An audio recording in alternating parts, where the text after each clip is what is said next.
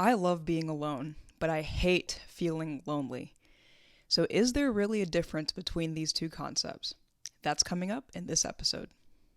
So, before we really get going here, I just want to offer a couple of disclaimers. So, number one is that the holidays are coming up. By the time this episode is released, Thanksgiving will be the next day on Thursday. And so, Thanksgiving, Christmas, those are times of the year that can be really hard, really challenging for a lot of people, maybe even you listening, especially with loneliness in regards to that. So, I hope you'll find this episode to be of some encouragement and some help as we navigate the end of the year and the holiday season. Disclaimer number two is that this is not an episode about singleness. That is coming later, I promise. Though singleness can be a trigger for loneliness in some circumstances, this is not going to be the focus of the episode. So just wanted to get that out there. But really, it's time to go ahead and dive into this. This is one that I've anticipated making for a long time. So the first thing I want to start off with is just the difference between being alone and being lonely. So alone, we'll address that one first. This just means that you're physically by yourself or alone. Of course, alone. You're physically by yourself and there's no one else with you. So for example, if you're off studying or if you're reading a book just in a quiet place or off by yourself, you're alone in that scenario. While my sister was out of town a couple weeks ago for a business trip, I was at the apartment alone. So alone has to do more with the physical number of people around you. And being alone is easily fixable. You're tired of being by yourself? Go into a room with other people. Surround yourself with people, with friends. So it's really not it's not really anything deeper to it than that. It has to do with the number of people that's around you. Loneliness, on the other hand, feeling lonely is a whole nother story. So loneliness has nothing to do with the amount of people around you. This rather is something internal. It's a deeper feeling that you feel empty, you feel like nobody knows you, no one sees you, and that you don't have a meaningful connection with anybody. In essence, it's a deep yearning to be seen, known, and loved. And as I was preparing for this episode, I actually was doing some research, and there is something out there called chronic loneliness. So loneliness that just persists over a long period of time, indefinitely. And there's different types of loneliness. So there was one particular article, I think the woman's name was Gretchen Rubin or something along those lines, but she's a podcaster, blogger, author, and she had laid out 7 different types of loneliness, which I'm not going to get into detail on in this episode, but in essence, she was saying that loneliness is triggered by different things, different circumstances.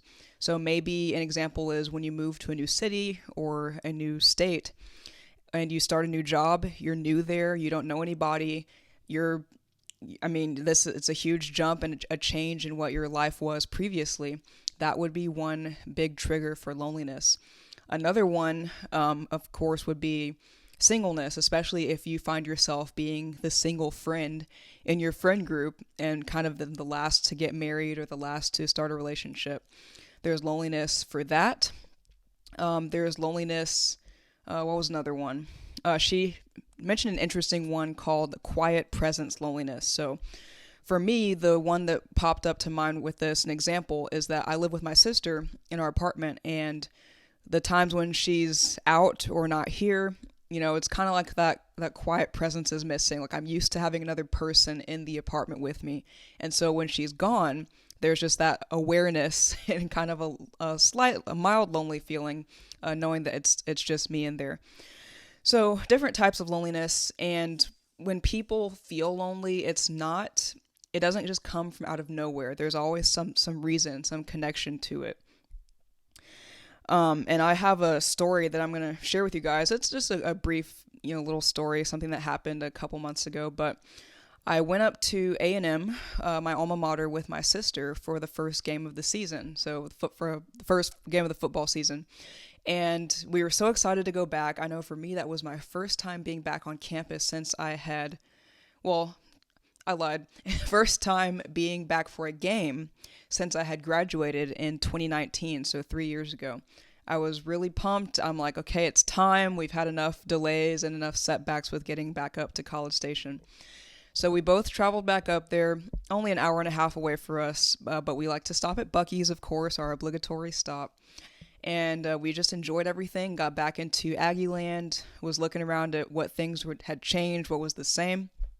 And we got back to campus, or we got onto campus, and got out, parked, and just we were walking around, just taking everything in, like, wow, was that there before, or that looks different. And it was so nice to be back. And we went up on a Friday because this particular weekend they were celebrating the opening of Aggie Park, which is a new landmark on campus. So a nice green space that they've done a lot with, and that wasn't there when I was a student, so I was excited to see that. And so they were celebrating the opening of Aggie Park with a concert that evening on Friday. And so there were already so many people in town, like already thousands of people anticipating that concert. Well, I knew nobody. Out of all the people that we ran into, I did not see one familiar face. And it had dawned on me that since I was class of 19, the last group of students that I would have known at A&M were the class of 22, who graduated earlier this year. So there was absolutely no connections for me anymore. It was just totally foreign territory. And so as me and my sister walked around campus and we're looking at old, landmarks and places where we went to class and everything, there was definitely a feeling of loneliness that set in over me.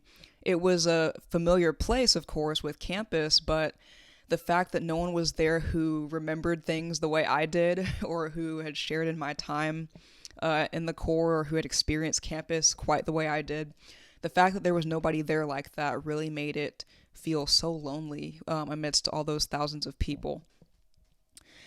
And so, that was a little bit hard because it just, I don't know, it was this realization that, oh, things just move on after you're gone. Nothing, you expect it to stop and kind of, I guess, retain some of the meaning that it had when you were there, but that's just not always the case.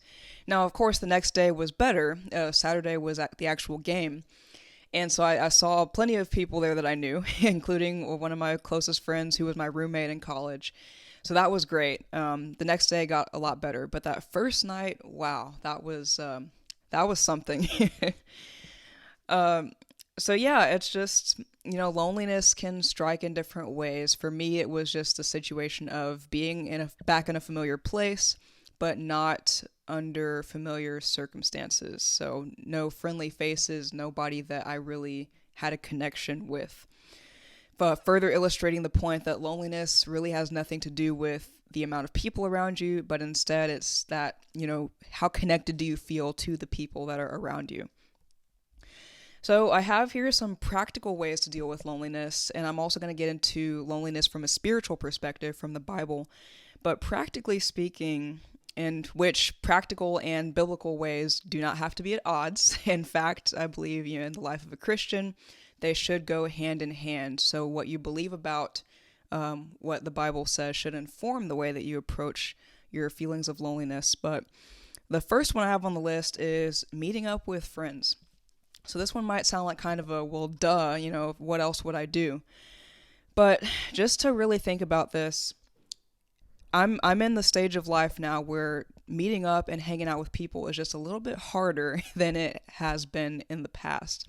People are busy now, we're starting families, moving up in our careers. Most of the people I graduated with have maybe been at the same company for 2 to 3 years at this point, and so they're getting promotions and just moving further along and really fleshing out their career path. So we're in a very busy season of life right now. So while planning organized hangouts with friends can be tough, it's still doable, but it just requires intentionality. And really seeing friends and people that you know well in person can be a great reminder that you're not alone. Like you're not, there are people out there that care about you and that love you and want the best for you. So sometimes, calling and texting can be nice, and FaceTiming is cool too, but really that in-person interaction is a great way to help kind of confront those feelings of loneliness, feeling like you're, just disconnected from everyone. Which, speaking of calling and texting, that's point number 2. So if you can't meet up in person, that's really the next best thing, and FaceTiming as well.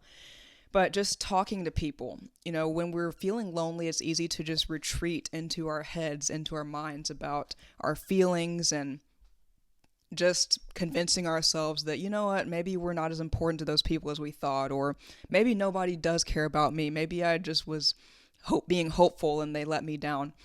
But getting out of our head and actually talking to people and seeing what's real versus what we're maybe making up in our minds just can be a good way to combat loneliness. Point number 3 that I have on here is joining groups. So this is probably, I think, my favorite in this list, just because groups provide common interests and accountability and new friends. If you join a group of people, like for example, if you're into music, you find a local orchestra to play in or some other music group, then cool, you've got the potential to make some really good friends who share your interests, and there's a level of accountability there, because groups, if you're used to doing stuff together on a regular basis, well, when you don't show up, they're going to have something to say about that. They're going to check in with you and be like, hey, you doing all right? We missed you last week. And so it's hard to feel lonely when you have people that are constantly checking in with you and wanting to make sure that you're doing okay. Point number 4, this is a short list, but the last point I have on here is to volunteer. So a lot of churches and organizations during this time of the year will host toy drives or chances to give to the local community and to help make a little kid's Christmas a little bit brighter, especially if they're in a low-income family where gifts and presents and stuff really aren't a priority. Now, I know helping people is definitely one way to just kind of, again, to get out of your head and to participate in life and just see the bigger picture. I know volunteering also, for me, has the effect of helping me to be more appreciative of the people and just the opportunities I do have in my life, which if you're struggling with loneliness, then it also helps to just be the hands and feet of Jesus to someone and to give of your time and resources. Ephesians chapter 4, verse 27 talks about not giving the devil a foothold. So in the context of loneliness, I would take this to mean that as long as Satan can keep you feeling isolated and anxious, then it becomes easier to entertain those thoughts that nobody cares about you and no one wants you in their life, which is at the deeper level where loneliness can stem from oftentimes. So this, I feel, is a good transition into the spiritual perspective of loneliness. Now, often we'll read the Bible, and if we're struggling with something or have a problem that we're looking for an answer to, a lot of times the answer is not explicitly written out for us. Rather, we have to go back to the promises that God makes regarding that He's a very present help in times of trouble, and that He'll never leave or forsake us. Now, if you're feeling lonely, then maybe if you grew up in church or have a church background, you're like, yeah, I know those scriptures, but how do I deal with the feelings? Well, those are 2 promises to meditate on, certainly. And loneliness, with it being such a persistent issue, is not something that necessarily disappears overnight. But meditating on those promises from God and looking at some examples of people in the Bible that wrestled with loneliness, or at least a lonely season in their lives, can help put this into perspective. So King David is one that I have written down here, but he wrote much of the book of Psalms. A lot of those were his cries out to God for rescue and for deliverance, because to offer some background here, at some point in his life, David was running away. He was on the run because King Saul wanted to kill him. Saul was jealous of him. And even though Saul was king, he saw something special in David, God's anointing, that he wanted for himself. And he saw how that everything David touched was blessed, and he wanted that. He was jealous of David, so he sought out to kill him at some point. And so several of the Psalms are David's pleas, and he's just in anguish and agony with the situation that's going on. So Psalm verse 25, Psalm 25, verse 16 and 17 says, David is talking, he says, "Turn to me and be gracious to me, for I am lonely and afflicted. Relieve the troubles of my heart and free me from my anguish."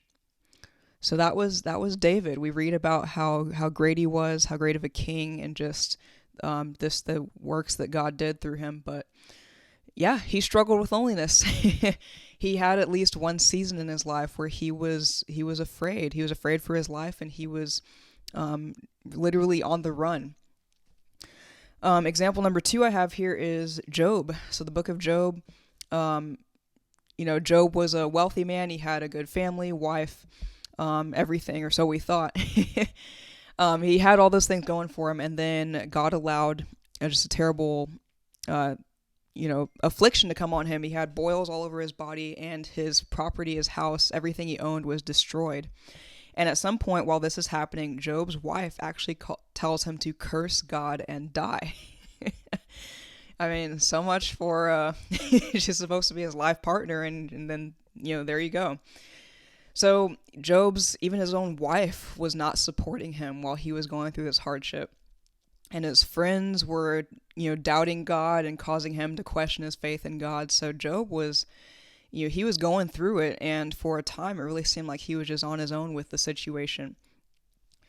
Now at the end of the story, God restores all of Job's belongings, all his property, his family. So everything turned out okay in the end of his story.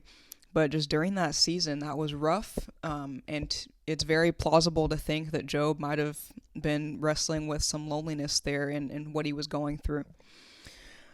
Moses is another example. So he was leading the Israelites out of Egypt, and he was receiving instruction directly from God about how to lead the Israelites and how to get them to the promised land. But the Israelites didn't listen to him. He was getting instruction directly from God, but that didn't seem to matter to them. And so Moses, he was, as a leader, I imagine he kind of felt like, guys, what's going on? I mean, the Bible tells us how Moses got angry. He was furious on many occasions with the Israelites. But yeah, they just kind of blew him off despite his, his favor with God and the fact that God himself was using Moses as the mouthpiece for the Israelites. And then finally, I think the most maybe impactful for me anyways is the example of Jesus praying in the Garden of Gethsemane right before he is arrested. And he has Peter, James, and John with him. He asked them to come and watch with him and to stay awake while he prayed. But the three of them, if you read the story, it's they all end up falling asleep while Jesus is praying. Now, Jesus at this time is terrified. He has asked God to, take this cup from him, meaning if there's any way that the crucifixion could not happen, Jesus was asking for God to make that a reality. But it was written that that's what had to happen. And so Jesus was terrified. He was scared. He was anxious. And his three disciples that he asked to stay awake and watch with him couldn't even do that. So he was lonely, and there was no one else that could rescue him from what had to happen. No one could walk down that path with him. He had to carry this out to fruition by himself. So even when he needed support the most, he just didn't get it from his disciples. So all of these people in the Bible, Jesus, Moses, Job, David, those are just a few examples, but the Bible is full of stories of people that God chose to use, and he had to take them through seasons of isolation, seasons of loneliness, where maybe people didn't understand where they were going or where they were coming from. And, in those times, God developed them. He developed their character to prepare them for what was coming. So God doesn't promise that we'll never feel lonely, but he does promise, as I had mentioned just a little while ago, that he will never leave or forsake us, and that he will strengthen and uphold us in his righteous right hand.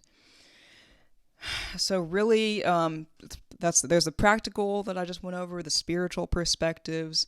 There's no quick fix for loneliness per se, but it is something that we all wrestle with as humans. And the good news is that God is not surprised by that, and he's there to walk with us through every moment of that. So really, loneliness is a complex and nuanced issue. because it always is connected to something deeper. There are triggers for it, but the burden falls on us to identify what those triggers are. And when we know why we're feeling lonely, we can take the proper steps to combat that and to try to deal with it. So if you're listening and you know someone who is maybe struggling with loneliness right now in a certain season of their lives, or the holidays are coming up and they just are, they need some extra support, some encouragement, some love, then just send this episode their way, reach out to them, talk to them, arrange to meet with them if possible. But just remind the people in your life that you care about that you just really love them and are praying for them and want the best for them. And I hope you guys find some encouragement in this episode during the holiday season. But thanks for listening, and I just am thankful for you guys, and enjoy your Thanksgiving. See you next time.